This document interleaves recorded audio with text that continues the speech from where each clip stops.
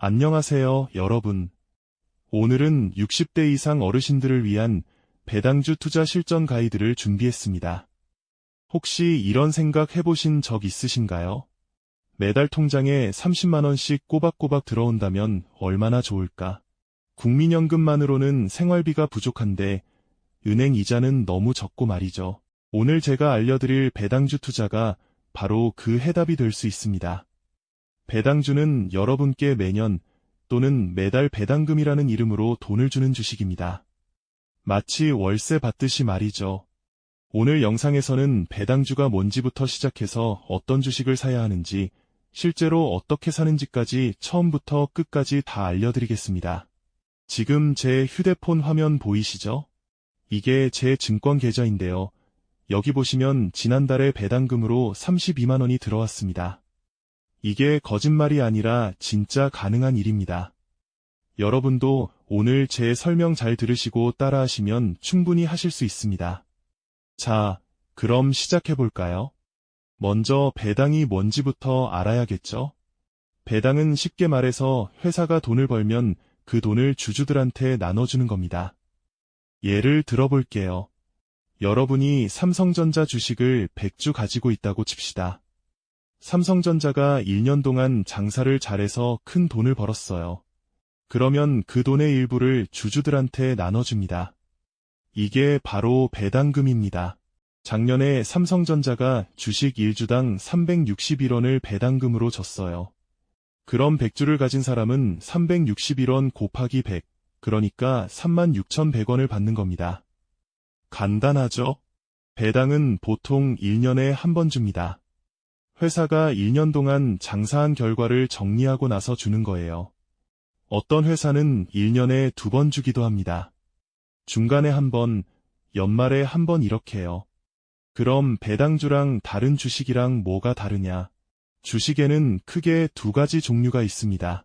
하나는 성장주라고 해서 주가가 쑥쑥 오르는 주식이에요. 카카오나 네이버 같은 회사들이죠.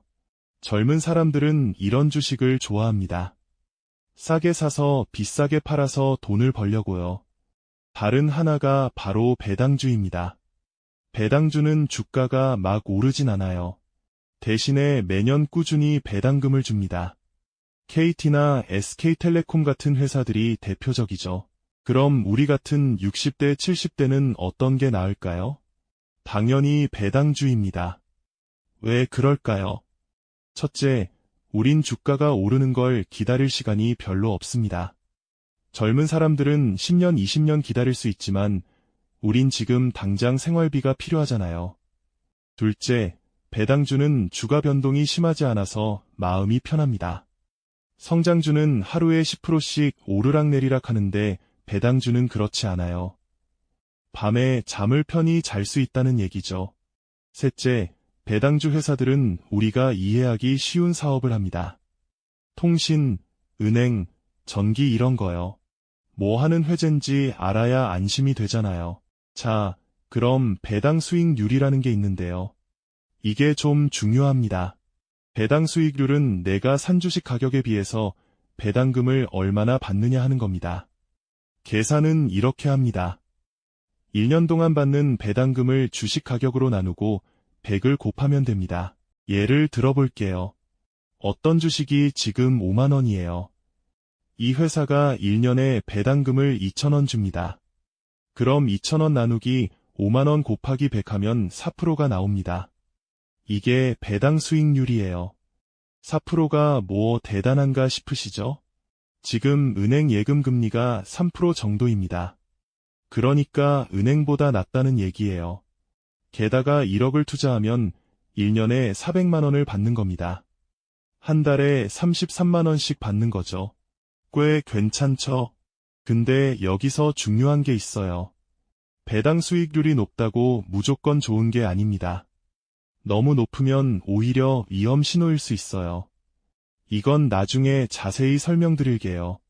자, 이제 본격적으로 어떤 배당주를 골라야 하는지 알려드리겠습니다.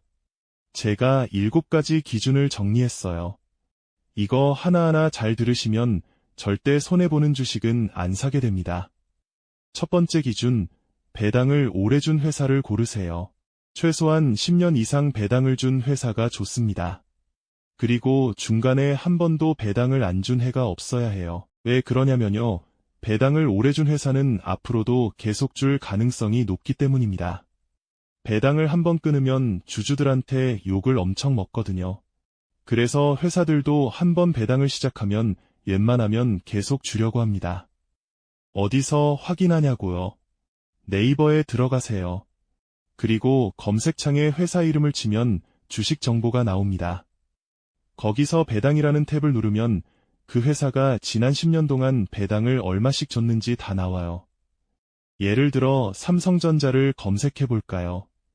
네이버에서 삼성전자 주식 찾아서 배당 탭 누르면 2015년부터 지금까지 쭉 나옵니다. 한 번도 안 끊고 계속 줬죠? 이런 회사가 좋은 겁니다. 두 번째 기준, 배당금이 늘어나는 회사를 고르세요. 배당금이 매년 똑같은 것보다 조금씩이라도 늘어나는 게 훨씬 좋습니다. 물가가 오르잖아요. 배당금도 같이 올라야 실질적으로 가치가 유지되는 거예요. 여기서 배당 성향이라는 걸 봐야 하는데요. 이게 뭐냐면 회사가 번 돈 중에서 얼마를 배당으로 주느냐 하는 겁니다. 배당 성향이 30%에서 50% 정도면 적당합니다. 너무 낮으면 배당을 인색하게 주는 거고요. 80% 넘어가면 위험합니다. 왜냐면 회사가 돈을 너무 많이 배당으로 주면 사업에 투자할 돈이 없어서 나중에 망할 수도 있거든요. 세 번째 기준, 회사 재무 상태가 튼튼해야 합니다. 빚이 너무 많은 회사는 피하세요. 부채 비율이라는 게 있는데 100% 이하면 좋습니다. 부채 비율은 회사가 가진 돈 대비 빚이 얼마나 되는지 보는 거예요. 그리고 회사가 매년 돈을 꾸준히 벌고 있는지 봐야 합니다. 영업이익이라는 게 있는데 이게 계속 플러스면 좋은 겁니다. 작년엔 돈 벌었는데 올해 손해보고 이러면 불안하잖아요. 이것도 네이버 금융에서 다 볼 수 있어요. 회사 이름 검색하고 투자지표라는 탭 누르면 부채 비율, 영업이익 이런 게 다 나옵니다. 네 번째 기준, 사업이 안정적인 회사를 고르세요. 무슨 말이냐면요. 독점적인 사업을 하거나 꼭 필요한 서비스를 제공하는 회사가 좋다는 겁니다. 예를 들어 통신 회사들 보세요. KT, SK텔레콤, LGU+. 요즘 누가 휴대폰 없이 살 수 있어요? 다들 인터넷도 써야 하고요. 이런 회사들은 경기가 안 좋아도 장사가 잘 됩니다. 은행도 마찬가지예요. KB국민은행, 신한은행. 사람들이 돈 맡길 때는 항상 필요하니까요. 반대로 피해야 할 업종도 있어요. 조선이나 반도체 같은 데는 경기 따라서 널뛰기를 합니다. 좋을 땐 엄청 좋은데 나쁠 땐 엄청 나빠요. 우리 같은 사람한테는 안 맞습니다. 다섯 번째 기준, 배당 수익률이 적당해야 합니다. 아까 말씀드렸죠? 배당 수익률이 3%에서 6% 사이면 적당합니다. 근데 어떤 주식은 배당 수익률이 8%, 10% 이렇게 높아요. 좋은 거 아니냐고요? 아닙니다. 조심해야 합니다.